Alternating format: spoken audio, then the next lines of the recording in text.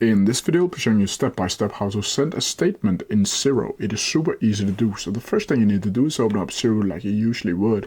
Then from here, you need to go up to contacts in the menu and click all contacts. Then from here, you need to find the specific contact that you want to send this statement to. And I want to do it with this one. Then from here, you need to go down to these three icons up here and click send statement. This page should be popping up. And here you can either select print PDF or you can send an email to this specific customer or client. And here you can add to and then the email. You can also do it to several by making a comma or a semicolon. And you can see here from me, reply to this email address. You can add an email template where you can add the basic for now, and you can also show a placeholder info if you want to do that. Down here you can add a subject and a message, and you can also send me a copy for this statement.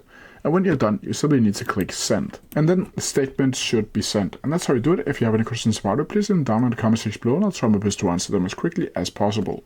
See ya!